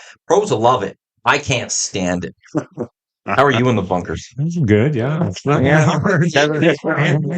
I'd rather be in the sand than in some longer grass off the side of the green, for sure. You always hear on the broadcast too that the pros would rather be in a line in the sand than in the rough around the green or something like that, and that to me just boggles my mind. Because it's like, I hate the sand. I can't. The sand not be more predictable than whatever the rough might be in that hole in the course or whatever. Like, you don't really know what you're getting into there. Exactly, sand. It's sand. I can 10 minutes one day, Maddie. I can make you a good sand player. You do not know how bad I am. Right? Oh, this is a challenge like this. Well, yeah. I think you're really underestimating or overestimating 12 minutes then. 12 minutes. Easy. Time for it. YouTube trip will film the whole thing. Great. Well, full video. Yeah. Murray gonna fix my golf game. No, you're sand. Oh, this is it's scary. He's a miracle. Yeah. I've seen you swing before. Wait a minute. Yeah. Golf, hey, Aaron? I mean, when I was younger, I swung a few clubs, but I never really took to it. I always found it weird because I shot stick the opposite way. And I was like, what is going on? And I never got it down, never felt it. So I just went away from it. And I love caddying, though. I kind of like being out I like a good day on the course. Yeah. It's funny because when I wanted to play golf as a kid, my dad, I want clubs, Dad. I want clubs. So he goes, okay. Well, he took me to the golf store, and of course, we go in and looking at clubs, but I'm a lefty, so I'm over there in the left-handed little. Is that your son? I don't know. Yeah, like it was in a dark room too. Left-handed golfers were just treated like lepers at that point. So, and my dad comes roaring, "What are you doing in here?" And he sees me like swinging the club. He's like, "Oh no," because he was thinking 2 for 1. He could get a set and just share it with me, but. He's like, get out of here. We're not. It's not the unicorn. Still, I'm so intrigued how hockey could have so many lefties, but so many of those lefties actually still swing a golf club right. And that to me boggles my mind. I'm a lefty in both of those, and I feel like they're almost the similar motion. And I don't get how it's not the same. Like, if you're a lefty in hockey, you should be a lefty in golf. If you're righty in hockey, you should be righty in golf. What do you swing? Right, yeah. And you shoot in hockey? Right. Okay. But there are so many people that hockey, it's left, but golf, they go right. And Canada does have the most lefties in the world, like per capita or whatever it is. But just don't. To me, it's the You boggles said my you had to go to mind. a dark room. That's kind of changed though now. Like, is it Not more fully. normal? Not fully. No, That's the full. Like when Costco has started releasing golf clubs for a while. Some of the stuff they do is just right hand. Yeah. They don't send out but it's come left-handed a long stuff. way, no, or a bit of a way. Yeah. So, but like when we're buying in our pro shop, for every 10 right-handed putters or whatever, Yeah. we get one left-handed because they just don't sell as well. Even in the used market and clubs on eBay and Facebook Marketplace and things like that, the left-handed stuff, it's hard to sell. It doesn't go for near as much money as the exact same thing being right-handed because there's not as big a market for it. But you're right, like this tournament that's going on the ranch right now, like there's groups where all 3 players yesterday are left-handers, and it's like, wow. I golf a generational thing. Yeah. I with a lot of lefties. We're like very rare though. Like my dad's a lefty, my 2 buddies are lefties, my brother's the righty, and it's just like if I'm with my dad and buddies or just the buddies and stuff, like people will be like 3-4 lefties, and like we're weird. Yes, it is, but I still little. don't like. It still just boggles my mind how like to me because again they're the same motion. I got into this with a buddy of ours, Chad, who played hockey in Germany, but he's a lefty hockey, righty golf, and he's just like, no, it's not the same. I was like, okay, well, you clearly know better than I do because you played pro in Germany and I did not. Yes, yeah. But it just boggles my mind. Who do we have? Joe saying, I shoot right in golf, left in hockey, and switch hit in baseball. wow, that's talent right there. Brushing the teeth. I mean, you just say Just like you can do. You can do it all. And in our text, which you could always get in touch with us, 780-218-9999. Blair in Calgary does say, you know what they say about big hands, hey boys? Big grips. Big grips. Big grips. So Big we're grips. talking about I now have to give you guys something because I promised this to you. Oh wow! What are you Not gonna you. get? You don't. You got it. But we don't have a lot of these, and they're not for sale. So you guys are getting the advantage. But we've got the new Edmonton Sports Talk hats for you guys. Wow, That just airs today because Look at that. Yes, now we're tonight at the Century Casino Sports Bar and Lounge. Join me for Niners and Giants tonight. Century Casino Sports Bar and Lounge. those are just That's a nice look there. that will be a blowout game tonight, though, won't it? Should be. Yeah. Was it 10.5 we were talking about earlier tonight? Yeah. Be more than Niners are rolling. The Giants got off to that rough start against the Cards, made their It is comeback. points. They're going to They had some points. now they're going up against a really good San Francisco 49ers On the road. that even further west than Time zones, yeah. That could be. How much did travel? Is that a big thing? Having to go through different time zones and play From coast to coast. Coast to coast. Yeah. like when you're in Edmonton, you had to go out 2 time zones. Is that significant, or do we overblow that sometimes? I think it's a little bit overblown. Depends on. I found more so going from sea level to higher elevations, right? So and then going back and forth. That's when it really kind of messed with. Well, I had to practice a lot, so it really messed with me. But that's the only thing. The time part wasn't a big deal. You adjust to that. It's a couple hours. The one thing that I didn't realize at the time, but I think the amount of time that the Oilers spend on a plane can affect them a little because they have to travel further, right? So in every hour you're on the plane, you are getting dehydrated. And I know there's a lot more focus on that, but you're still up there in that thinner air and stuff. So I think that affects the Oilers more than say a team on the East Coast where they go up and go down real quick. They're not in the air as much. Yeah. So that's the big thing. It's not the time zones as much as To me, I think that would be a more thing. Guys are more like I was always really able to sleep on a plane and try to manage it that way or on bus trips or whatever. But yeah, it was the elevation and the time. How long was chartered? No, Or I did was you have commercial? we had my first. We were always commercial, Yeah. so I was and I was a rookie, so always in the middle seat. But I could fall asleep fast, but I was constantly thinking about hockey, so I'd make saves all the time in my sleep. I remember one time it was terrible because I had 2 very attractive women next to me, and I was like, oh my gosh.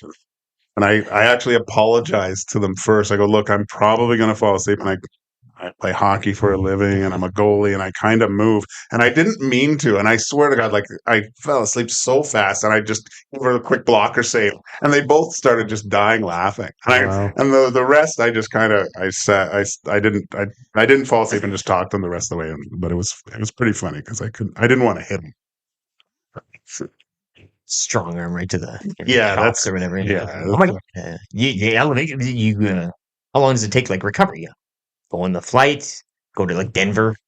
We looking like you never really you never really get used to. What is it, a week maybe, or what would you? Yeah, especially if you're coming from sea level. It depends where you were from. Like Edmonton to there is not bad, but if you're going Vancouver to Colorado or like on the LA or something, that's when that But elevation. you're not turning that around in a day, are you? When you're there for a Well, game? you're getting in there usually the day before and then practice. If you were there more or 2 days, it was always the second day with that higher elevation where I felt you could. I mean, you were a good athlete, but you could still feel it. How does it impact you though? What were you feeling? How does it impact you? Just the ability to get your wind back. Like that's the recovery just seems. Why don't I feel like I worked out way longer today and I haven't done anything.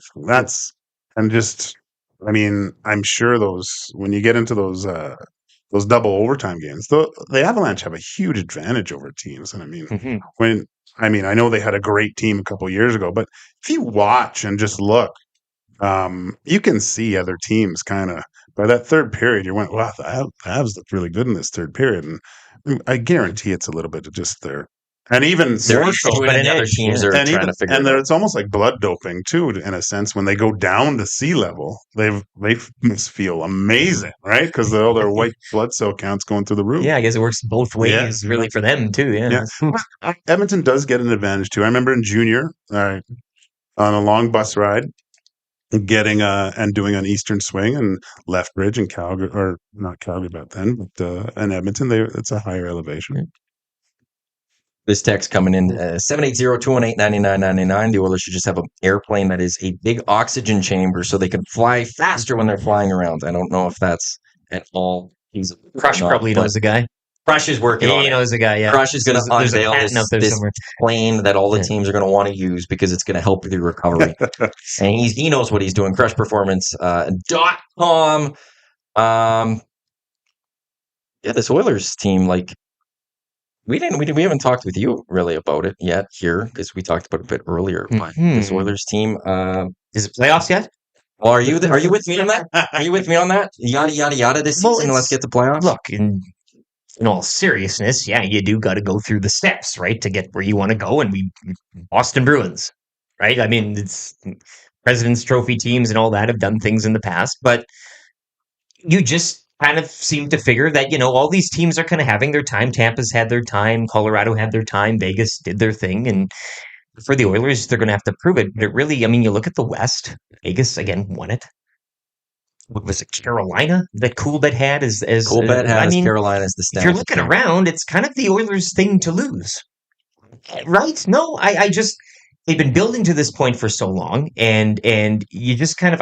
the regular season to me is whatever. Do you need them to win a President's Trophy? And I don't think fans would sure it'd be something to celebrate and be very excited. Fans want a division. Division would be fine. That's what fans want. If there's a regular season thing that fans can have, I think they would all love to get a Vegas and the Kings. You want to be at top of those teams, but in a banner would be nice. But that doesn't matter. Getting to the playoffs, right? I think fans it does. I think the fans to have something just for I don't know, prestige thing or just. So when was the last time the Oilers would have won a division? 91 or something like that? I think fans do want that in this city. If there's something about the regular season that fans will care about, it might be getting that division title. But do you want them coasting into the playoffs, or would you rather have them kind of battling down the stretch? Not saying making a wild card or anything such as that, but maybe fighting for a division, right? Keeping that fight into the latter part of the season, entering the playoffs on a high note, getting a banner, and then going on from there. I don't know, but it's just training camp and everything is just who really. It's one of those. That's where you want to be as a franchise and as an organization, right? You want to be looking at the high prize and everything else is there, but you do need to take care of that business. So it'll be an interesting regular season. You're talking point totals, goal totals for players. I mean, it's all through the roof and the over. Why not? They're another year matured, another year older in their league. It's playoffs. That's what you're. Well, it's the New England. It's what people ripped the New England Patriots for is that they had an easy division and that's why they won all this. But they knew when to turn it on. Should start their season off quiet. It didn't really matter. They'd pick up their wins, and then January would roll around, and Tom Brady and Bill Belichick and those Patriot teams, they would turn it on because that's when it mattered. And I've never been in a room. You could speak to this more. Obviously, everything matters to these guys. Yeah. And they're never going to say it doesn't. I mean... But do you let that subconsciously creep in that, they've been in the playoffs doing what they do in this regular season? Now, we'll get there eventually, and You can't let that get in your minds. I don't think they don't look at it as a division title. It's home ice, right? That's and against those teams in that division would be paramount. I do think that is important. Although, is it nowadays? Is home ice nowadays important? Colorado.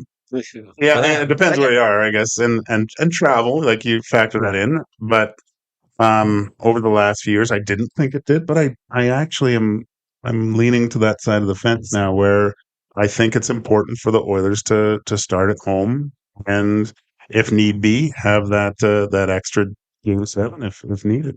It's like soccer. It's still a big deal. I think the home field.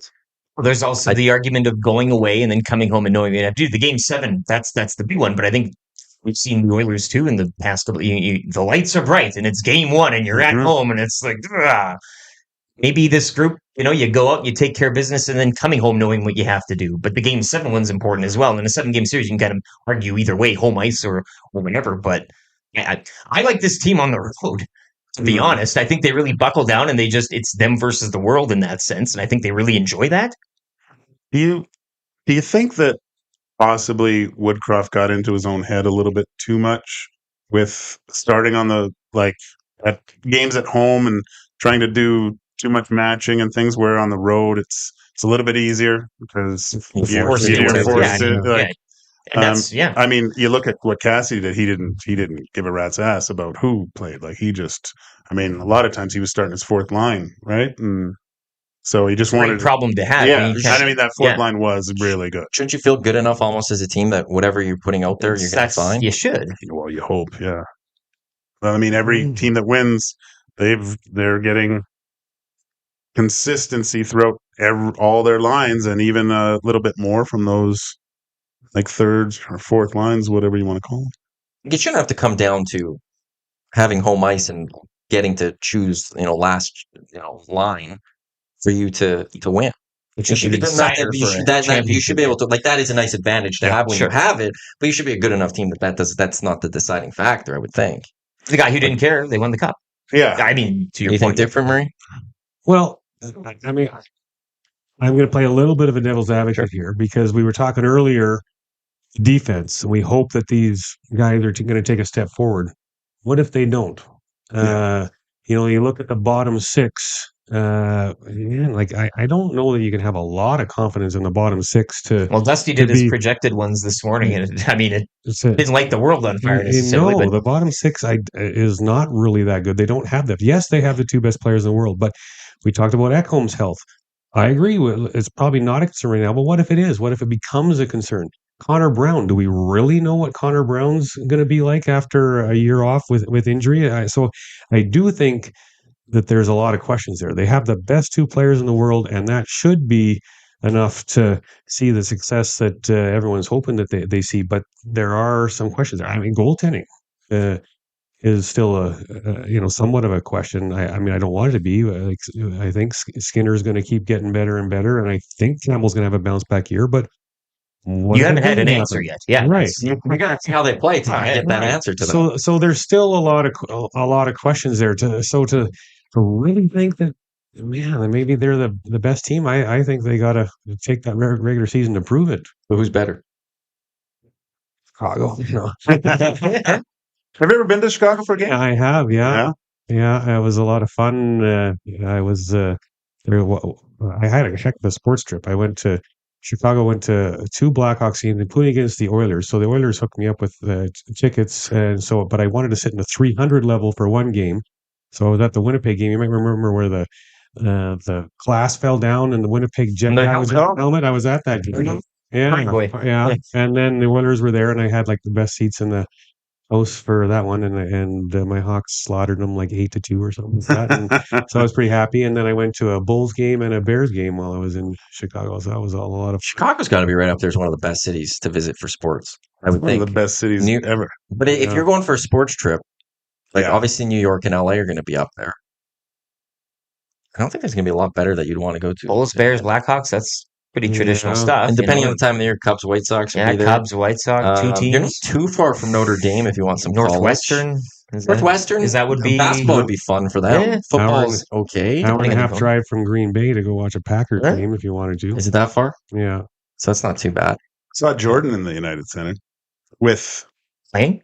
David Oliver and Todd Marchand. We were playing the Hawks the next night, and we went to the arena thinking, oh, we'll get some tickets, and we just showed our NHLPA cards, and they let us in. And we were like, where do we go? And we went and sat in the press box. Oh, nice. It was one of the greatest sporting events I'd ever seen, because when they announced the Bulls, and then when they say it, all you heard was that guard. Yeah. And when the 6-6 North Carolina, like you couldn't even hear that for MJ. And it just was unbelievable.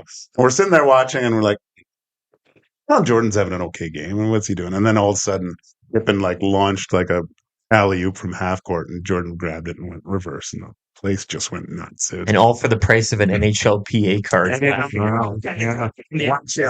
with that ticket with blood and sweat. Here's sacrificing. But Jelly Buckburger knocked your teeth out.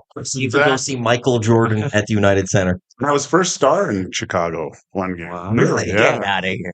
Yeah, I know. This is brave. Hit the breaking. By the way, with Joaquin Gage, Lieutenant Eric, Murray McCourt, man, I want to hear on the EST Hangout. Let's hear about his first star. How did you earn this? It's one of the fun, and actually, Ron Lowe was the coach of the Oilers at that time, and he said he remembered this, which I felt bad because I was kind of a poopy pants young kid. He said I was going to play in Tampa, and I didn't, and so we got to Chicago. This is great coaching. He's got a nice very. So we get to Chicago, and we're practice the day before, and I'm just terrible. And I'm mad because I didn't play in Tampa, and I'm not playing in Chicago. And I think at the end of practice, I'm extra skating. I helicoptered the stick into the stands, and that was the pregame skate. And usually I go back and try to prepare, you always do. And I said, screw it, consumer therapy. And we were staying at the Drake Hotel. So Michigan Avenue is one of the best shopping streets in the world. So I went to Gucci and Hugo Boss. All on the arm. Oh my gosh, I spent way too much money. And I'm coming back, and I look like a Real Housewives with all these designer bags. The coaches are going to the rink, and I'm just man, screw you guys. It's a strike here. Yeah, this is what you're. Yeah. So get to the rink and whatever. I'm still upset, and get to that first period. Kelly steps over the red line and blasts it past Bill Ranford, and I'm like, uh-oh. So I think it was 3-0 after the first, and Ronnie Lowe comes in. He didn't say anything to me right away, and then 2 minutes before we went back out, he goes, Gage, you're in. And went in, playing against Ed Belfour, and we come back, tie it up 3-3. I was talking about Luke Richardson. I think it was Luke Richardson. Luke Richardson, we're into overtime. We're tied 3-3, and Luke sends a pizza up the middle. Tony Amonte turns around one times it. I make a big, huge blocker save, reserve the tie, because that's when it just went to a tie back then. And so I played 2 periods, played against Ed Belfour, tied 3-3. With a tie. With all new gear, too. With all new designer gear. So, NHLPA card, and I think you maxed that puppy. Ronnie started me the next game, I think, and I was terrible. So, but first star in Chicago. First matters. Yeah, first star in Chicago. So that was back Chicago Stadium days, or No, that was the United Center. It was just done. Yeah, just new then. So would you have loved to have I've never gotten your thoughts on the shootout as a goalie, overtime and all that, and going from overtime. You been in a shootout before? Well, when I was in Europe, yeah, right. So you like them as I think in regular season it's fine. Yeah, whatever. 1v1, your time to shine as a goalie. Kind of. It's more for fans. I think fans get into it. It's exciting to watch. Tough you look at the Flames, they lost 14 of them last year. It's a skill that needs to be developed for sure. In those cases, I do think the goalie has a little bit of an advantage, but no, I think it's fine for regular season, but not when it matters most. That's got to be 5 years. Olympics and stuff like that. That's crazy. Oh, it's terrible. Yeah. It's just terrible especially because it's in those one win scenarios too, where a goalie or Well, just tournaments can just go nuts for one game, and you don't usually get the best team doesn't always win in those scenarios. But the only way to find out if you're better than the other team is a best of 7 series. Mm-hmm. Yeah, it is. But then, like in soccer, you have to do the penalty kicks. There's no other alternative in soccer. Like, they golden play goal, too much. but that's you can go. But on you could and not on have a and goal, on. and No, I know. Yeah, that's where you running need around the for penalty kicks after extra hours time. and hours and hours. Actually, missed the golden goal though. It's a different type of. I guess if you score in the extra time, that's when it's over. Even though it hurt the Italians in the 2000. Well, it's basically whoever gets tired first loses. Yeah. That's the whole, like, you're running around until you can't run anymore, and then somebody's going to put the ball in the net eventually, and that's kind of team sports. You want the team on the pitch or the ice or whatever, and win or lose as a team. I'm not a soccer guy at all, so I got to ask this question. Great. You're now like kick? now or it's my game. All right. I know. I'd rather watch paint dry on the wall than soccer. But when those penalty kicks happen or whatever, it's the goalie and the kicker.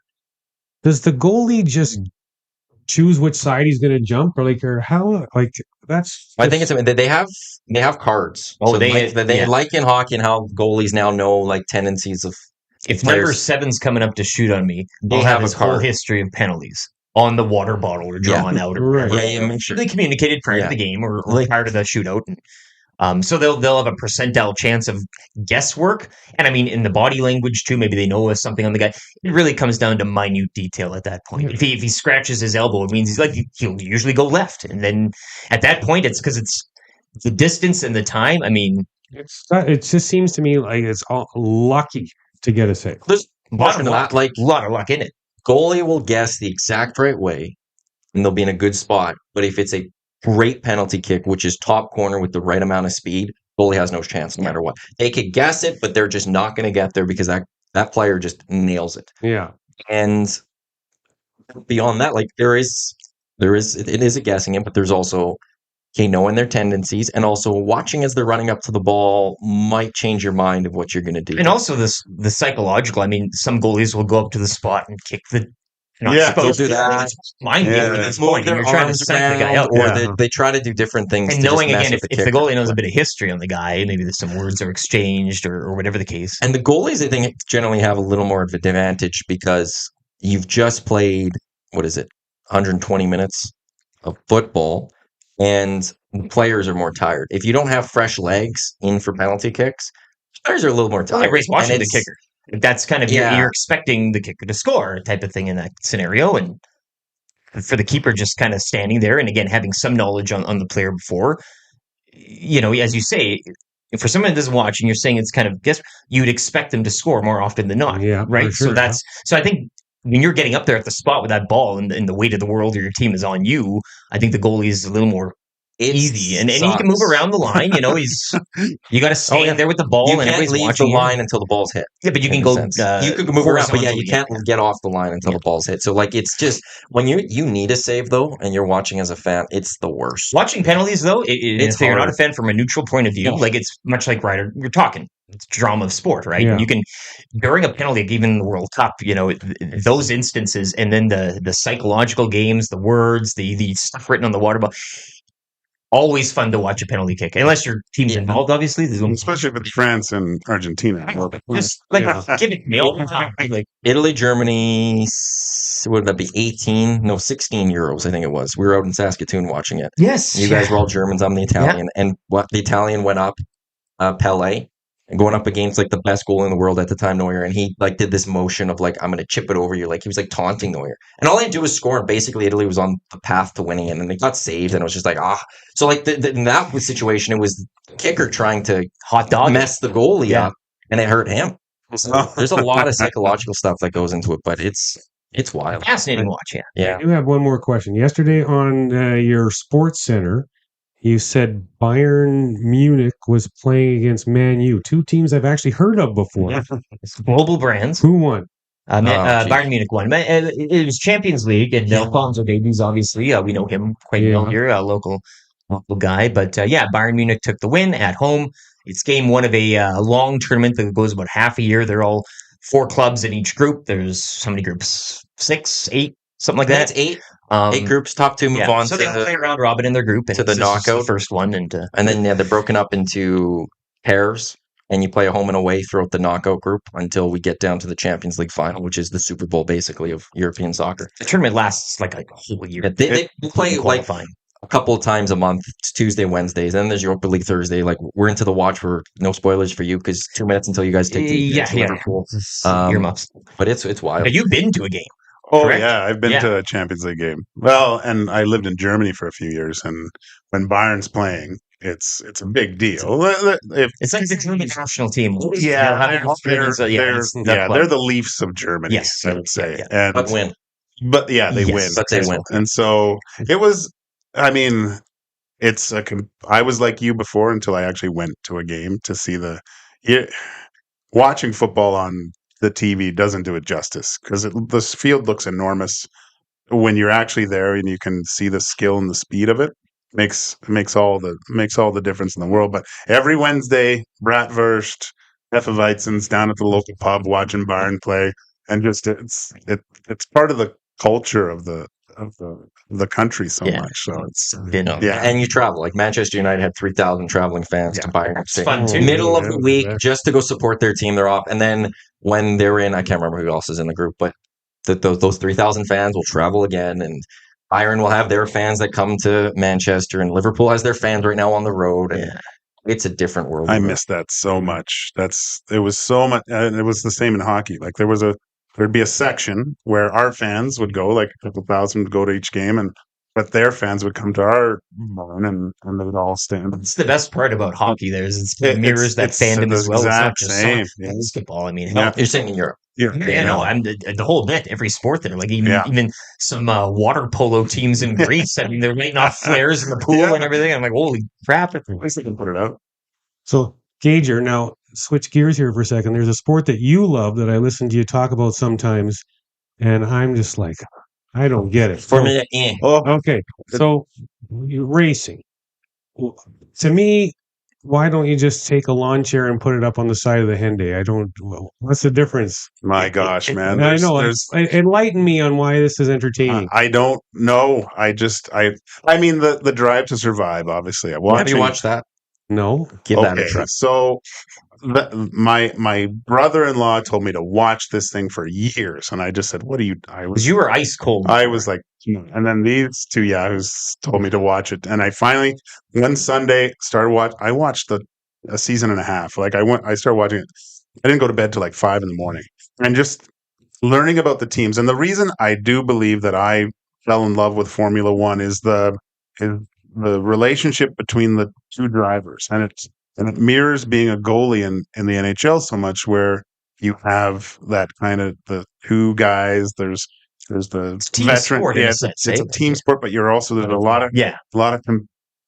a lot of competition between the two and against the other ones, and just the drama of it all. And I don't know. Sometimes when I get into something, I'd go down the rabbit hole, and the amount of like technology that goes into these cars and how they're built and the race strategy and the tires and there's just so much more that I didn't know goes into an actual F1 race that actually, like when I got 3 screens going, watching data, like helmet cams and the real race, right? It's just like them going vroom vroom. Like I just like the so you can get that on the lights out. On the that's NASCAR racing though. That's more NASCAR. That's you're taking one turn, but going through the cities and stuff like that's. I always like that about Formula One. You're going each course in each race in each country. It's like a video game. Eh? You're kind of going around and everything. Like I don't know, man. Mary, I don't knock it till you try it, though. Drive to Survive. Drive to Survive. So we'll say, where do I find this? Netflix.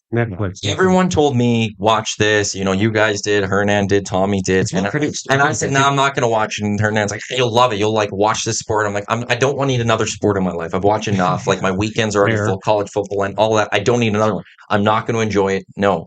And then I watched it and I love it. Like it's just like it sucked me in. And even I went in the entire time, but like, even if I watch and enjoy the show, I'm not going to watch Formula One because I just don't have it in my time. And now I have to plan this year's been a little busy because of everything we've been doing here, so it's been harder. But I do want to watch almost every race, and that's how I will start a Sundays. I'll record it, wake up, first thing I do is head to the TV, turn it on. I think and for watch us too, we're so used to waking up early on the weekends to watch soccer, and that's kind of the Yes. same. It's the same mindscape. You wake up, and it's afternoon in Zandvoort or whatever, and they're having fun. You're like, okay, well, this is kind of neat. It's nice to wake up. Have you watched Full Swing at all on Netflix?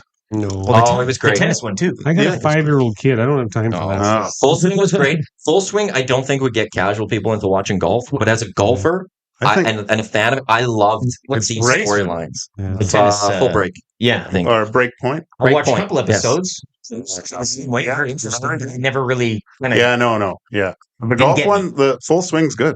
I think you'd enjoy it. Yeah. Scenes of some of the pros. And I wasn't a big Scotty Scheffler fan. I didn't not like Scotty Scheffler, but I wasn't a big Scotty Scheffler fan. I'm a huge fan of him. And now I watch it, I was like, Scotty Scheffler, he's winning. And it was and they got it at the right time because it was when Live Golf was starting. Ian Poulter, they had very little Dustin Johnson, but they had a little bit of that going on. And then this year they've been filming season 2.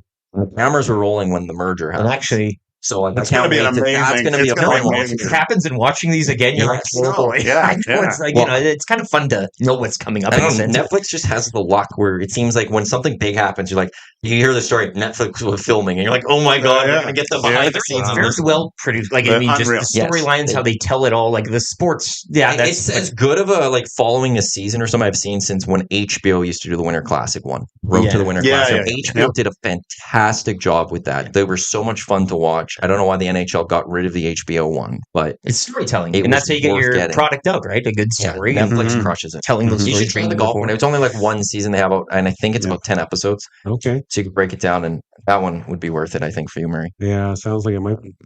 I'll come out and get some clubs fitted, and we can watch it while I'm swinging. Okay, that sounds like fun. Yeah, you don't need to watch it too much because it's perfect. Everything like it's going to be like so young Freddie Couples. Well, Freddie Couples doesn't make 8, Gager. Yeah, I know. Well, he's just trying to make sure everyone else feels good because that's what it was. Joaquin, Gage, Matawanek, Murray McCourt, Lieutenant Eric with you on the EST Hangout. Ilas 9799 in the nasty chat says this show is awesome. I love just having it on the background, listening to all the random conversations. Keep up the great work. So maybe it is fake because they were getting love. Maybe it is one of those. Last time we had you on the show, Murray, because we're coming up close to the end of the EST Hangout for today. Coming up at 11 o'clock, Lock Shop.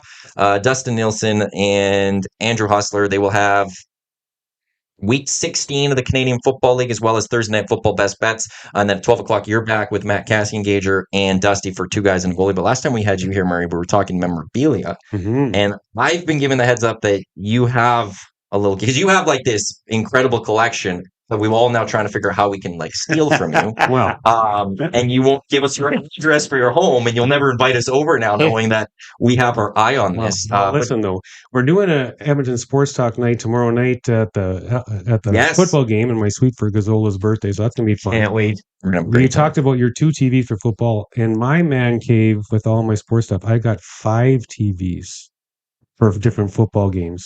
So you're also, what's your football team? Dallas. Okay. How are they positioned? Are they kind of stacked, or you got them all in? I got 2 big screens that you can see, and then 3 above the bars, 3 small ones. Yeah, that's okay. So we could do an EST Sunday football one time and have 5 games on. Invite only. He's like tabs of everything he has down there. It's not going to be much stuff. Yeah, exactly. But then you can see it all, but because it's kind of crazy. But you know, Gager has one of his masks in here and Edmonton Sports Talk. And I know you guys are all sports nuts, and Dusty likes his sports paraphernalia. So it just so happens that I have duplicates of something that's pretty cool. So I thought I needed to compete with Gager's mask and give something to Edmonton Sports Talk to have here kicking around for some sports memorabilia. So, hey, Dusty, are you kicking around? Can you... Yeah, no, come on over here. Come on over here for a second. Oh boy. No, he has something for us. You got to be here. You got to come. Oh, this is exciting. You got a little gift for us here. Drum roll, please. I got a little football. Toss it over to Dusty. See if you can see whose name's on it. It's not an easy one to read, but it's a pretty good one. Something Mo? Oh, who's a quarterback that starts with M-O? Oh, my goodness. Montana? There you go. JMO. That's Joe Montana autograph football. That's a Joe Montana signed football. Wow. Football. Well, I only have one now because I just donated one to Edmonton Sports Talk, right? Joe Montana football for the Edmonton Sports Talk studio. You're not kidding when you say you have a bunch of sports members. Like top level. Yeah. We'll get back from Pro-Am to get us Yeah. You didn't say that about my mask. Yeah, well, your mask isn't signed by Joe Montana. Signed by you? Yeah. No, but Mike Clark made his career. Whatever.